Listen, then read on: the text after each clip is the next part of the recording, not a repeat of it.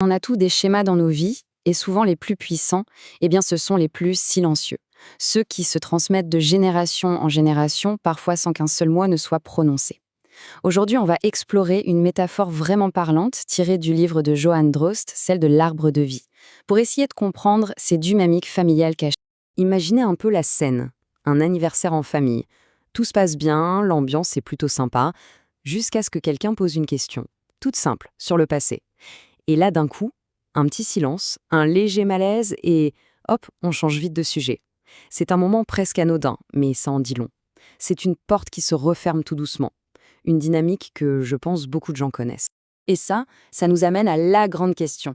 Pourquoi est-ce qu'on se retrouve toujours dans les mêmes situations, les mêmes disputes, les mêmes frustrations? Que ce soit en amour, au travail, on se dit « c'est bon, la prochaine fois je ferai différemment », mais on finit souvent par retomber dans les mêmes travers. L'explication, elle se trouve peut-être juste sous la surface. Alors, pour y voir plus clair, on va utiliser une image, une métaphore en fait, celle de l'arbre de vie. Et ce n'est pas juste une jolie idée poétique, non, c'est un véritable modèle, une sorte de carte pour nous aider à naviguer dans notre monde intérieur. Et voilà l'illustration qui vient du livre.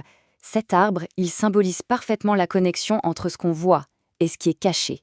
Tout ce qui est au-dessus du sol, notre vie, nos choix, nos relations, tout ça, en réalité, est directement nourri par un immense réseau invisible qui se trouve juste en dessous. En fait, la structure de cet arbre est hyper simple, mais très parlante. On a d'abord les racines. Ça, c'est tout notre héritage, l'histoire de notre famille, tout ce qui s'est passé avant nous.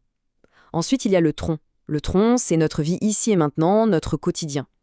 Et enfin, les branches et les fruits, ça, c'est ce qu'on laisse derrière nous, notre impact sur le futur. Le truc important à comprendre, c'est que tout ça est interconnecté. C'est un seul et même organisme vivant. Alors justement, commençons par le commencement. Allons voir ce qui se passe sous terre, dans les racines. Parce que pour comprendre notre comportement d'aujourd'hui, le tronc, eh bien il faut d'abord aller creuser un peu pour voir d'où tout ça vient.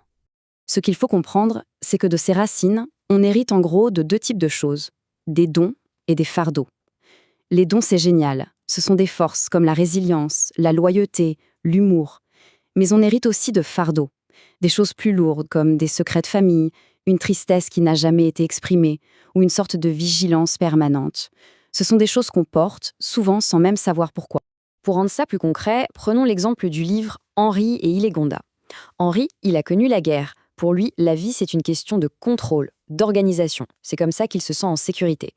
L'amour, pour lui, ça se prouve par des actions, pas par des émotions. Ilégonda, elle, vient d'une famille où on ne parlait jamais des problèmes, donc elle a appris à tout garder pour elle, à gérer la tension en silence. Leur couple s'est construit sur la fiabilité et la solidité, mais la vulnérabilité, elle, n'avait pas vraiment sa place. Ok, donc ça, c'était les racines. Maintenant, la question, c'est comment est-ce que tout ça remonte à la surface? Comment ces vieilles stratégies de survie se manifestent dans le tronc, c'est-à-dire dans notre vie de tous les jours, dans nos relations actuelles? Et en général, ça commence par un truc complètement anodin. Un détail, par exemple, le lave-vaisselle qui n'a pas été vidé. En apparence, c'est rien du tout. Sauf que ce petit détail, il peut agir comme un détonateur. Il va réveiller des schémas bien plus profonds, bien plus anciens qui sont enfouis dans les racines de l'arbre. Et là, dans ce petit moment de tension, paf, les vieilles stratégies de survie héritées des racines ressurgissent. Une personne, en voyant le désordre, va se sentir seule et va chercher à rétablir la connexion, même si c'est de façon un peu maladroite. L'autre, en face, va peut-être se sentir critiqué et va se réfugier dans ce qu'il connaît le mieux pour se protéger, le contrôle, l'action, la distance. Et c'est là que tout bascule. Très très vite, on ne parle plus du lave-vaisselle, plus du tout. La discussion porte maintenant sur des besoins bien plus fondamentaux. Tu ne me vois pas, je ne me sens pas en sécurité. En fait, c'est un choc entre deux systèmes nerveux qui ont appris des leçons très différentes sur la façon de gérer le stress. Il y a un nom pour ça en psychologie de l'attachement. On appelle ça la danse de la protestation et du retrait. Une personne proteste pour avoir une réaction, pour sentir que le lien est toujours là. L'autre se retire pour calmer le jeu, pour se protéger de la tension. Le problème, c'est que les deux cherchent la sécurité, mais leurs stratégies s'opposent et ça crée un cercle vicieux. Cette image, elle est super parlante. On voit vraiment comment la sève de l'histoire familiale circule à travers les générations. Les schémas appris par les racines, Henri et Ilégonda, ont été transmis à leurs enfants, qui sont le tronc. Et à leur tour, ils transmettent sans le vouloir ces mêmes dynamiques à leurs propres enfants, les branches. C'est de la faute de personne, c'est juste comme ça qu'un système fonctionne. Alors là, on pourrait se dire, Bon, super, mais est-ce qu'on est condamné à revivre ça en boucle? Eh bien non. Et c'est ça la bonne nouvelle. En comprenant comment notre arbre fonctionne, on acquiert le pouvoir de changer les choses. Et c'est la dernière partie de notre exploration. Le truc, c'est que la clé, ce n'est pas de vouloir effacer le passé. C'est impossible. De toute façon, non, le vrai pouvoir, il est ailleurs. Il est dans le fait de reconnaître son influence, de comprendre ce qu'il nous a appris, et ensuite de choisir en conscience de ne plus être gouverné par ces vieux schémas. C'est là que se trouve notre liberté. Pour y arriver, le livre propose 4 mouvements, 4 étapes si on veut. Le premier, reconnaître. C'est juste voir et nommer les choses telles qu'elles ont été, sans juger. Le deuxième, inclure, c'est-à-dire redonner une place aux personnes ou aux histoires qui ont été mises de côté.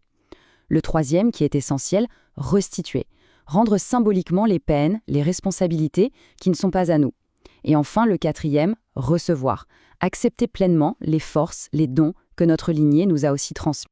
Et ce qui est vraiment encourageant, c'est que ça ne demande pas une révolution du jour au lendemain. Pas du tout. Parfois, il suffit d'une phrase dite différemment, d'une limite posée avec bienveillance ou juste d'une pause avant de réagir. Ces tout petits changements, quand on les répète, finissent par créer de nouveaux chemins dans notre cerveau et de nouvelles dynamiques dans nos relations. C'est comme ça qu'on restaure la circulation dans l'arbre. On termine donc cette exploration avec une question vraiment essentielle à se poser. Qu'est-ce que l'on porte au fond qui ne nous appartient pas? Quel poids, quelle tristesse ou quelle responsabilité est-ce qu'une personne peut porter par loyauté envers ses racines, alors qu'en fait, ce fardeau n'est pas le sien? Rien que le fait de se poser la question, c'est déjà un premier pas pour commencer à récolter ses propres fruits.